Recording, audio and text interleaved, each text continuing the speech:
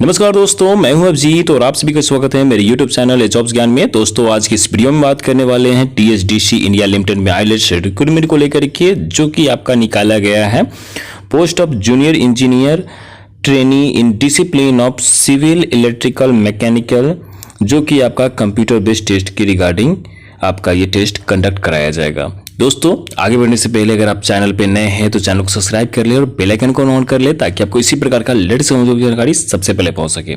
दोस्तों अगर आप सिविल इंजीनियरिंग से अगर आपने पढ़ाई कर रखा है, इलेक्ट्रिकल से या मैकेनिकल से अगर आपने कर रखा है, तो फिर आपके लिए ये बेस्ट होने वाली है, क्योंकि ये इसी से रिलेटेड आपका ये जॉब होने वाला है।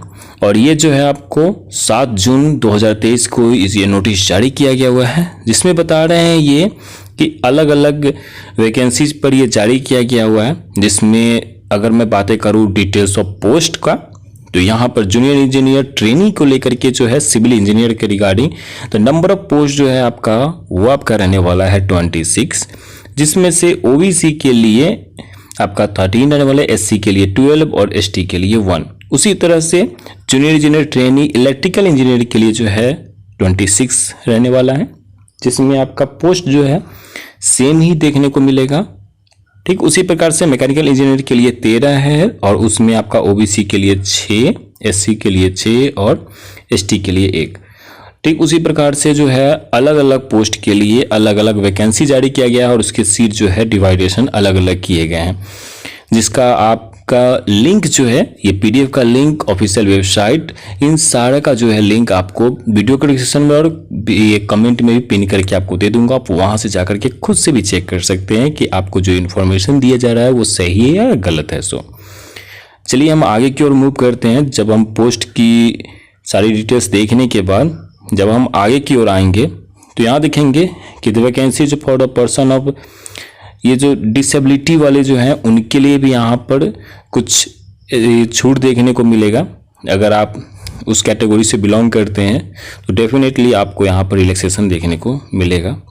और मैं बातें करूँ एसेंशियल क्वालिफिकेशन का, तो junior engineer trainee civil engineer के रिगार्डिंग अगर मैं बातें करूँ तो 3 साल का जो है फुल टाइम रेगुलर डिप्लोमा, 2 साल का lateral entry in relevant branch of engineering recognisation by respective state board of technical education होना चाहिए। उसके साथ साथ जो है आपका हाईलाइट करके नीचे में दे रखा है कि आपका जो है वो higher technical qualification like BTech, BE, BSc engineering without the essential qualification that is full time regular diploma is not eligible, not allowed. यानी कि ये जो है आपका फुल टाइम रेगुलर डिप्लोमा जो है वो एलिजिबल नहीं है और ना ही अलाउ किए जाते हैं। और उम्र सीमा की अगर मैं बात करूँ तो 27 ईयर जो है वो आपका लिमिटेशन दिया गया हुआ है। तो अगर आप इसके लिए एलिजिबल हैं, आप सारी क्राइटेरिया में फिट आ रहे हैं, तो डेफिनेटली आप इसको ट्राई करें और एग्ज़ाम दें, क्योंकि ये कंप्यूटर बेस्ड टेस्ट है तो आपको ज़्यादा प्रॉब्लम नहीं होगी। तो इसके लिए आपके लिए ज़्यादा बेस्ट होने वाला है दोस्तों। वहीं पर रिलैक्सेशन एंड कंसेशन की बात करें तो अगर आप रिजर्वेशन कैटेगरी से बिलोंग करते हैं तो आपको यहाँ पर रिलैक्सेशन देखने को मिलेगा डेफिनेटली। उसके बाद अगर मैं बातें करूँ तो डिपार्टमेंटल कैंडिडेट्स की अगर मैं बातें करूँ तो for the department candidate THDCIL employees only pass marks is required for essential qualification. यानी कि अगर आप उनके डिपार्टमेंट से हैं, THDCIL से अगर आप हैं, तो आपके लिए है कि सिर्फ आप पासिंग मार्क्स पे भी आपका जॉब लग जाएगा।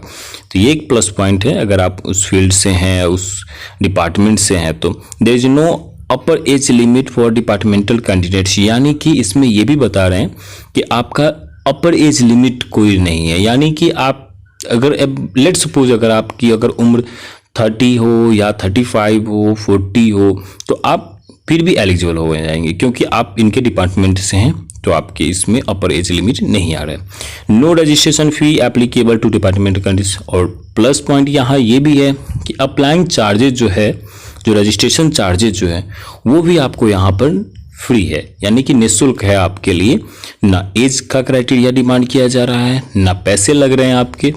और सबसे बड़ा चीज़ ये है कि अगर आप एग्ज़ाम में बैठ जा रहे हैं, आप एग्ज़ाम दे रहे हैं, आप सिर्फ पास कर जा रहे हैं, तो आप इसके लिए एलिजिबल हो जा रहे हैं। तो ये एक प्लस पॉइंट है। सिलेक्शन प्रोसेस की अगर मैं बातें करूँ, नेम ऑफ द पोस्ट जो है junior engineer trainee, electrical engineer के लिए, सिविल इंजीनियर के लिए, मैकेनिकल इंजीनियर के लिए, तो आपको जो है कंप्यूटर बेस्ड टेस्ट देना पड़ेगा, जिसमें आपको 85% वेटेज होगा और इंटरेक्शन वाइवा जो होगा वो 15% वेटेज का होगा। यानी कि 85% का आपका CBT आपका होगा और 15% का आपका इंटरव्यू कंडक्ट कराया जाएगा।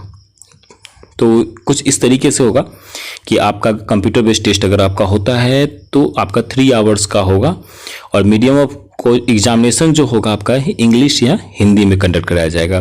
प्लस है कि 200 मार्क्स का होने वाला है आपका सारा चीज़ है। बाकी अगर मैं बातें करूं तो पार्ट 1 में जो है 140 मल्टीपल चॉइस क्वेश्चन होने वाला है। पार्ट 2 में जो है वो 30 मल्टीपल चॉइस क्वेश्चन होने वाला है जनरल अवेयरनेस से, और पार्ट 3 में जो है वो 30 मल्टीपल चॉइस क्वेश्चन होने वाला है रीजनिंग से रिगार्डिंग। यानी कि टोटल जो है आपका 200 का होगा और 200 क्वेश्चंस होंगे आपके, यानी कि 1 क्वेश्चन 1 मार्क्स आपका करेगा।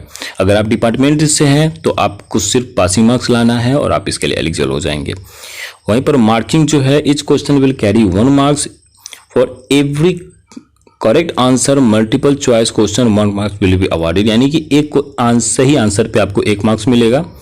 उसी के साथ अगर आप निगेटिव करते हैं, रॉन्ग आंसर करते हैं तो 0.25 मार्क्स जो है वो आपका डिडक्ट कर लिया जाएगा। No marks will be awarded और डिडक्टेड फ्रॉम अनअटेम्प्ट क्वेश्चन। यानी कि अगर आप क्वेश्चन नहीं अटेम्प्ट करते हैं तो वहां से आपको कोई आपका मार्क्स न घटाया जाएगा, ना उसमें कुछ तरह का कोई फेरबदल किया जाएगा।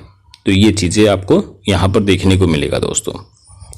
और इसके अलावा मैं अगर बातें करूँ तो हेल्थ स्टैंडर्ड वगैरह जो है आप एक बार खुद से चेक कर लीजिएगा। ये काफ़ी लंबी वीडियो हो जाएगी अगर मैं ज़्यादा एक्सप्लेन करने पे आ गया। मैं आपको एक बार कम्प्लीटली लेके चलता हूँ इनके लास्ट डेट पर जो आपका होने वाला है। ये बहुत ज़रूरी होता है कई बार, क्योंकि हम समझ लेते हैं बाद में पता लगता है कि हाँ ये डेट हमारी निकल गई, तो ये अफसोस वाली बातें नहीं रहनी चाहिए।